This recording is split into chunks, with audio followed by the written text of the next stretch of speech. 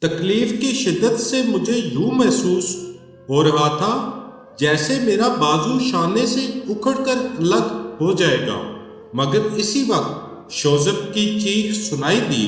بعد میں پتہ چلا کہ سونیا اس کی گردن کا گوشت اتار کر لے گئی تھی۔ وہ تکلیف کی شدت سے کراتا ہوا دوسری طرف فرش پر الٹ گیا۔ میں ریوالور اٹھا کر اپنا بازو سہلانے لگا۔ کم وقت نے میرے بازو کی ہڈی توڑنے کی بڑی خطرناک کوشش کی تھی۔ سونیا نے اپنے پنجوں کے ساتھ دوبارہ شوزب پر حملہ کیا، مگر اس بار وہ دھوکہ کھا گئی۔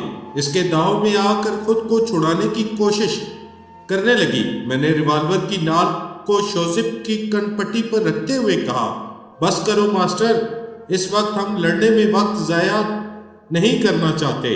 وہ مجبوراً سونیا کو چھوڑ کر فرش پر سے اٹھ گیا۔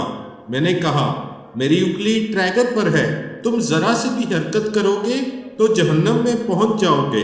اس وقت تک رمنا مائک کے پاس پہنچ گئی تھی اور عمارت کے باہر کھڑے ہوئے ساتھیوں کو مخاطب کر رہی تھی۔ ہیلو ایرج، ہم سب یہاں خیریت سے ہیں۔ یہاں ماسٹر اور اس کے ساتھی ہمارے قابو میں آ گئے ہیں، تم ہماری فکر نہ کرنا۔ ابھی تھوڑی دیر میں سپر ماسٹر کو مجبور کریں گے کہ وہ اپنے آدمیوں کو ہتھیار پھینکنے کا حکم دے۔ اس وقت تک تم لوگ اپنے مورچے پر ثابت قدمی سے جمے رہو۔ میں نے شوزب کی طرف دیکھتے ہوئے کہا، اگر تم سپر ماسٹر ہو تو واقعی کمال کے آدمی ہو۔ تم خود غلام بن کر دوسروں کو غلام بناتے رہے ہو۔ تم دیکھ رہے ہو کہ اس عمارت کے اندر اور باہر ہمارا پلہ بھاری ہے، لہٰذا سب سے پہلے اس کا جواب دو کہ ریکارڈ روم کہاں ہے۔ وہ جواب دیتے ہوئے ہچکچانے لگا۔ میں نے دوبارہ گھرا کر پوچھا تو اس نے اچانک ہی مجھ پر حملہ کیا۔ میں فوراً ہی اچھل کر دوسری طرف ہٹ گیا۔ وہ حملہ کرنے کی جونک میں اپنے سامنے والی دیوار سے ٹکرا گیا جہاں ایک فولادی مشین تھی۔ فولادی مشین سے ٹکراتے ہی وہ چیختا ہوا فرش پر گر پڑا۔ اس کا چہرہ لہو لہان ہو گیا تھا اور وہ زخمی درندے کی طرح گھرا رہا تھا۔ میں نے کہا، اگر تم سپر ماسٹر ہو تو اتنی آسانی سے قابو میں نہیں آؤ گے، اسی لیے میری طرف سے ایک گولی کا تحفہ قبول کرو۔ یہ کہتے ہی میں نے ایک فائر کیا۔ اس کے حلق سے ایک بھیانک چیخ نکلی اور وہ اپنی بائیں ران کو تھام کر تکلیف کی شدت سے بلبلانے لگا۔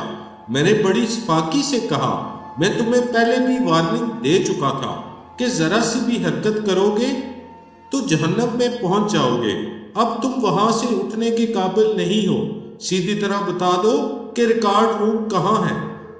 اس نے پہلے کراتے ہوئے دیوار گھڑی کی طرف دیکھا، پھر جواب دیا۔ رمنا کے دائیں طرف جو چھوٹی سی مشین ہے، اس کے اوپر لکھے ہوئے او کا بٹن دبانے سے سامنے والی دیوار خود بخود ہٹ جائے گی۔ اس دروازے کے پیچھے ریکارڈ روم ہے۔ اس وقت ہم نے اس بات پر دھیان نہیں دیا کہ وہ ریکارڈ روم کا پتہ بتانے سے پہلے گھڑی کی طرف کیوں دیکھ رہا تھا۔ اس کے باوجود رمنا نے محتاط ہو کر کہا، فرحاد، تم اور سونیا اسٹین گن کے ساتھ تیار رہو۔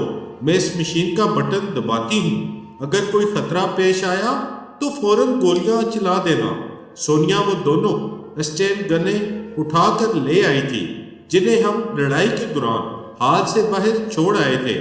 میں نے ریوالور کو جیب میں رکھ کر ایک اسٹین گن اس سے لے لی۔ ہمارے مستعد ہوتے ہی رمنا نے مشین کے اس مخصوص بٹن کو دبا دیا۔ اچانک ہی سامنے والی دیوار میں گڑگڑاہٹ سی پیدا ہوئی، پھر دیوار کا ایک حصہ دروازے کی طرح ایک طرف کو سرک گیا۔ کھلے ہوئے حصے سے ریکارڈ روم کا منظر دکھائی دیا۔ اندر کی دیواروں سے لگی ہوئی بڑی بڑی آئینی الماریاں نظر آ رہی تھی۔ میں نے پلٹ کر شوزب سے پوچھا، ان الماریوں کی چابیاں کہاں ہیں؟ یہ الماریاں مخصوص نمبروں سے کھلتی ہیں۔ وہ سامنے الماری کے پاس ایک رجسٹر رکھا ہوا نظر آ رہا ہے۔ اس رجسٹر میں تمام نمبر درج ہیں۔ سونیا ریکارڈ روم کی طرف بڑھتی ہوئی بولی، فرحاد، تم یہاں ٹھہرو، پہلے میں اس رجسٹر کو چیک کرتی ہوں۔ وہ میرا جواب سنے بغیر ریکارڈ روم میں چلی گئی۔ اس کمرے میں پہنچ کر اس نے چاروں طرف گھوم کر دیکھا، پھر وہ مطمئن ہو کر رجسٹر کے پاس گئی، اسے کھول کر مخصوص نمبروں کے مطابق ایک الماری کو کھولنے لگی۔ نمبروں کی ترتیب بالکل درست تھی، الماری فوراً ہی کھل گئی۔ اس نے پلٹ کر مجھے آواز دی، فرحاد یہاں آ جاؤ، اس الماری میں واقعی بہت کچھ ہے۔ میں تیزی سے چلتا ہوا ریکارڈ روم میں پہنچ گیا۔ اسی وقت فائرنگ کی آواز آئی، اس کے ساتھ ہی رمنا کی چیخ سنائی دی۔ میں سونیا کے قریب پہنچ چکا تھا۔ ہم دونوں ہی رمنا کی چیخ سن کر دروازے کی طرف واپس بھاگے، مگر وہاں تک پہنچنے سے پہلے ہی دروازہ ایک جھٹکے سے بند ہو گیا۔ دیوار برابر ہو گئی۔ ہم دونوں دیوار پر ہاتھ مار کر چیخنے لگے، رمنا، رمنا، تمہیں کیا ہو گیا ہے؟ آواز دو، دروازہ کھولو۔ ہم بار بار اسے آوازیں دیتے رہے، اس کی طرف سے کوئی جواب نہ ملا۔ ایک بار پھر اسپیکر سے کہکا سنائی دیا، فرحاد تم چوہے دان میں پھنس گئے ہو، اب رمنا تمہاری کوئی مدد نہیں کر سکے گی، وہ میری گولی کا نشانہ بن چکی ہے۔ میں نے چیخ کر کہا، شیطان کے بچے، دروازہ کھولو، پھر میں تم سے نمٹ لوں گا۔ جواب میں پھر کہکا سنائی دیا، اب تک تم کتنے ہی سپر ماسٹر سے نمٹ چکے ہو؟ پہلے داڑھی والا سپر ماسٹر تمہارے سامنے آیا، پھر شوزب نے سپر ماسٹر بن کر تمہیں بیوقوف بنانے کی کوشش کی۔ تمہارے راستے میں اس طرح نہ جانے کتنے سپر ماسٹر آتے رہیں گے، مگر افسوس کہ اب تم موت کے راستے پر لگ گئے ہو۔ اس ریکارڈ روم میں تمہارے لیے ایک ٹائم بم رکھا گیا ہے۔ اس وقت میری گھڑی کے حساب سے اس بم کو پھٹنے کے لیے صرف 40 سیکنڈ رہ گئے ہیں۔ Good bye Farhad. میں اور سونیا ایک دم سے گھبرا کر دروازے کے پاس سے پلٹ گئے اور چاروں طرف تیزی سے نظریں دوڑانے لگے۔ ہم معلوم کرنا چاہتے تھے کہ وہ ٹائم بم کہاں چھپا کر رکھا گیا ہے، مگر بدحواسی میں وہ کہیں نظر نہیں آ رہا تھا۔ ہم دونوں اچھل اچھل کر الماری کے اوپر دیکھنے لگے، شاید وہ کسی الماری کے اوپر چھپا کر رکھا گیا ہو، مگر وہ نظر نہیں آیا۔ ایک الماری کے اوپر چھوٹا سا روشن دان نظر آیا، لیکن وہ اتنا چھوٹا تھا کہ اس میں سے سر نکل سکتا تھا، مگر دھڑ نہیں نکل سکتا تھا۔ وہاں سے نکل کر بھاگنا ناممکن تھا۔ اس کمرے میں اور کوئی دوسری کھڑکی نہیں تھی۔ چاروں طرف ٹھوس پتھریلی دیواریں اور آئینی الماریاں نظر آ رہی تھی۔ سونیا پھر ایک بار دیوار پر ہاتھ مار مار کر چیخنے لگی، رمنا، ارج، ہیلپ، ہیلپ۔ وہ مدد کے لیے پکار رہی تھی، لیکن رمنا ہمیشہ کی نیند سو چکی تھی۔ عمارت کے اندر کوئی ہمارا حامی و مددگار نہیں تھا۔ ارج اپنے ساتھیوں کے ساتھ عمارت کے باہر تھا۔ اس کمرے میں مائک نہیں تھا کہ ہم اپنی آواز اس تک پہنچا سکتے۔ ٹک ٹک ٹک ٹک، ہمارے دل کی دھڑکنیں ٹائم بم کی طرح ٹک ٹک کیے جا رہی تھی۔ میری ریسٹ واچ میں سیکنڈ کا کانٹا بتا رہا تھا کہ موت کا دھماکہ ہونے کے لیے صرف 25 سیکنڈ رہ گئے ہیں۔ ٹک ٹک ٹک ٹک۔ رمنا اپنی موت سے پہلے حال میں لگے مائک سے ارج کو بتا چکی تھی کہ ہم سب خیریت سے ہیں۔ ٹک ٹک۔ ارج وغیرہ ہماری خیریت سے مطمئن تھے۔ اب ہمیں دنیا کی کوئی طاقت نہیں بچا سکتی تھی، باہر سے مدد نہیں آ سکتی تھی اور اندر سے ہم نہیں نکل سکتے تھے۔ ٹک ٹک۔ میں سپر مین نہیں تھا۔ ٹک ٹک۔ میں ٹھوس دیواروں کو توڑ نہیں سکتا تھا۔ میں اور سونیا پتھر کی دیواروں سے صرف سر نکال سکتے تھے۔ کوئی ہماری مدد کرے، کوئی ہمیں بتائے کہ موت کی اس کال کوٹری سے ہم کس طرح نکل سکتے ہیں۔ صرف 15 سیکنڈ رہ گئے تھے اور یہ 15 سیکنڈ پلک جھپکتے ہی گزرنے والے تھے۔ وقت کے پاؤں موت کی وادی کی طرف بڑھتے جا رہے تھے۔ موت ٹک ٹک کی تال پر ناچ رہی تھی۔ ٹک ٹک ٹک ٹک۔ موت ایک ٹک ٹک کی آواز سے سرکتی ہوئی بالکل قریب آتی جا رہی تھی۔ اس وقت ہماری زندگی کیا تھی یہ ہم سے زیادہ کوئی نہیں جان سکتا تھا۔ ساری دنیا کو اپنی مدد کرنے اور اپنی زندگی کی سانسوں کو گننے کی کافی فرصت مل رہی ہوگی، مگر بند کوٹری میں ہمیں کچھ سوچنے سمجھنے کی مہلت بھی نہیں مل رہی تھی۔ میں نے کہا، کمرے میں کتنی گہری خاموشی ہے۔ ہم دونوں حرام موت مرنے کے خیال سے کانپ رہے تھے۔ موت کا خوف کسے نہیں ہوتا؟ ہمیں بے موت مرنے کا افسوس ہو رہا تھا۔ میں نے کہا سپر ماسٹر نادان نہیں ہے، اس نے ٹائم بم کو کسی چیز میں لپیٹ کر اس طرح چھپایا ہے کہ ٹک ٹک کی آواز نہیں ابھر رہی ہے۔ واقعی وہ ٹک ٹک کی آواز تو ہماری دھڑکنوں سے ابھر رہی تھی، ہماری دہشت زدہ دماغوں میں گونج رہی تھی، ہمارے اعصاب کو مردہ کر رہی تھی اور موت سے پہلے ہی نیم مردہ بنا رہی تھی۔ میں نے اپنی ریسٹ واچ کو دیکھا، تیزی سے سرکتا ہوا کانٹا بتا رہا تھا کہ ٹائم بم کے پھٹنے میں صرف 20 سیکنڈ رہ گئے ہیں۔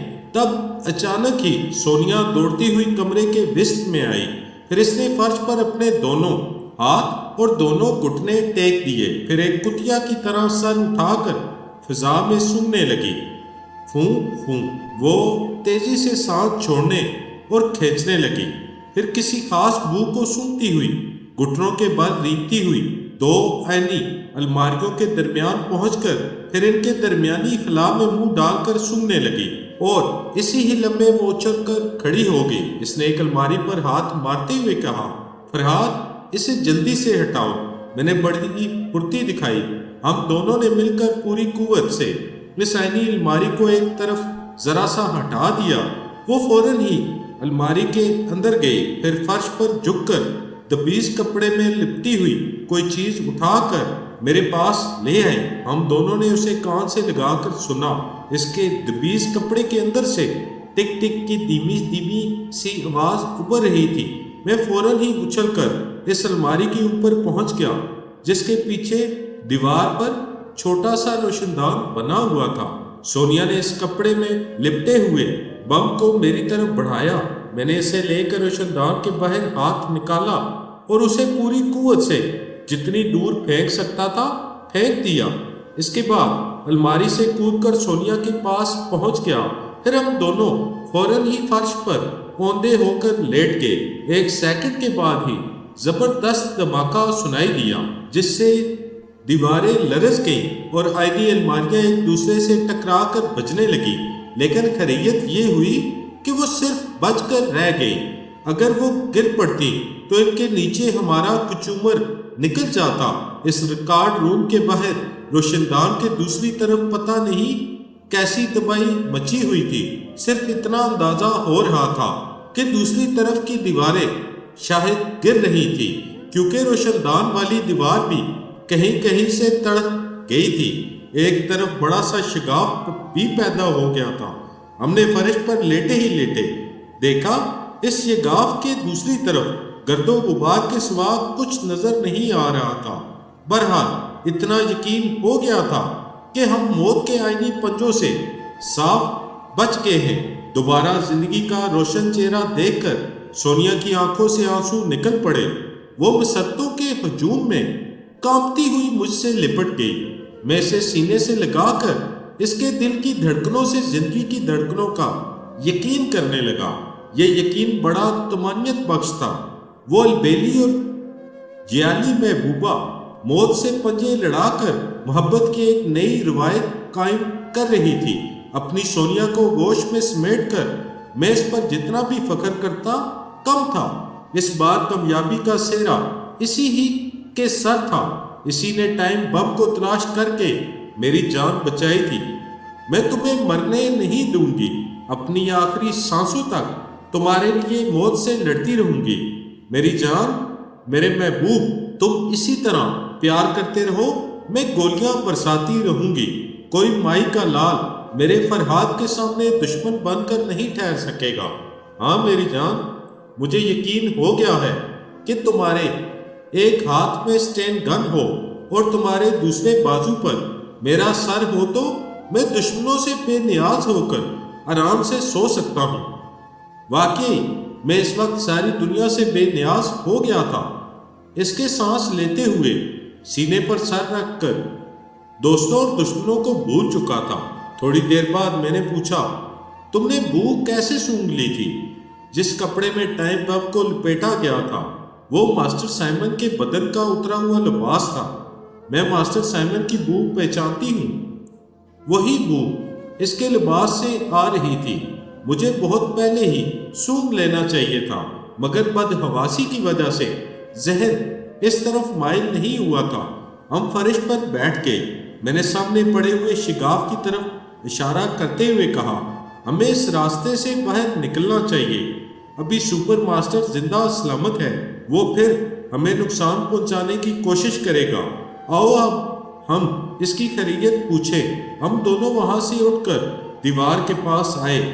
سونیا نے اسٹینڈ گن اٹھا کر میرے ہاتھ میں دے دی۔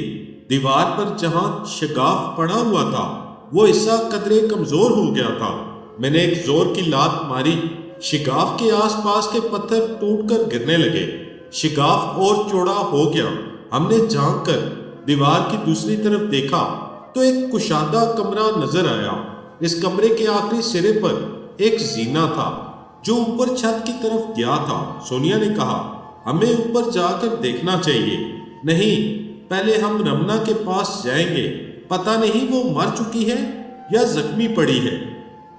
ہم آہستہ آہستہ باتیں کر رہے تھے اور اس سوراخ سے باہر آنا ہی چاہتے تھے کہ پھر ہمارے قدم رک گئے۔ ماسٹر سائمن اور وہ بوڑھا سائنسدان رابرٹ ایک بڑا سا سوٹ کیس اٹھائے زینے کی طرف جا رہے تھے۔ انہیں دیکھتے ہی میں نے ان کی ٹانگوں پر فائرنگ کی۔ وہ دونوں زینے پر چڑھ رہے تھے، چیختے ہوئے گرے اور لڑکتے ہوئے فرش پر آ رہے۔ ہم دونوں دوڑ کر ان کے قریب پہنچے۔ وہ اپنی اپنی ٹانگوں کو پکڑ کر تکلیف کی شدت سے بلبلا رہے تھے۔ میں نے ماسٹر سائمن سے پوچھا، کیا رمنا کو کسی نے مار ڈالا ہے؟ ہاں، وہ کراتے ہوئے بولا، سپر ماسٹر نے اس پر گولی چلائی تھی۔ تم لوگ چھت کی طرف کیوں جا رہے تھے؟ کیا وہاں سپر ماسٹر ہے؟ اسی وقت چھت پر سے انجن کی گڑگڑاہٹ سنائی دی۔ ہم نے چونک کر چھت کی جانب دیکھا۔ زینے کے اوپری سرے پر جہاں ایک دروازہ کھلا ہوا تھا وہاں سے تیز ہوا کے جھونکے آ رہے تھے۔ یہ سمجھنے میں دیر نہ لگی کہ ہیلی کاپٹر کا پنکھا تیزی سے گردش میں آ گیا ہے۔ ہم دونوں اپنی اپنی اسٹین گنیں سنبھال کر تیزی سے زینہ طے کرتے ہوئے اوپر جانے لگے، مگر ہم نے اپنے شکار تک پہنچنے میں دیر کر دی۔ جب ہم چھت پر پہنچے تو ہیلی کاپٹر فضا میں بلند ہو کر دور نکل گیا تھا۔ پھر بھی ہم نے اس پر فائرنگ کی لیکن بے سود، وہ شوٹنگ رینج سے باہر نکل چکا تھا۔ ہم ناکام لوٹ کر پھر زینے سے اترتے ہوئے اس کمرے میں پہنچے۔ بوڑھا سائنسدان زخموں کی تاب نہ لا کر مر چکا تھا۔ ماسٹر سائمن نے ہمیں دیکھتے ہی کہا، مجھے فوراً طبی امداد پہنچاؤ، میں مر رہا ہوں۔ میں نے کہا، میں تمہیں بچا لوں، مگر تم سچ سچ بتاؤ، اس ہیلی کاپٹر میں کون گیا ہے؟ صرف سپر ماسٹر۔ ہم بھی اسی کے ساتھ جا رہے تھے، خدا کے لیے مجھے بچاؤ۔ اس سوٹ کیس میں کیا ہے؟ اس میں تمہارا ریکارڈ اور بلیو فلمیں ہیں، تم بہت لکی ہو، وہ تمہارے خلاف کوئی ریکارڈ یہاں سے نہیں لے جا سکا۔ مجھ سے تکلیف برداشت نہیں ہو رہی ہے، پلیز مجھے بچاؤ۔ یہ باتیں تو بعد میں بھی ہو سکتی ہیں، پہلے میری باتوں کا جواب دو۔ سپر ماسٹر یہاں سے بالکل ہی خالی ہاتھ نہیں گیا ہوگا۔ ہاں، وہ ایک بریف کیس لے کر گیا ہے۔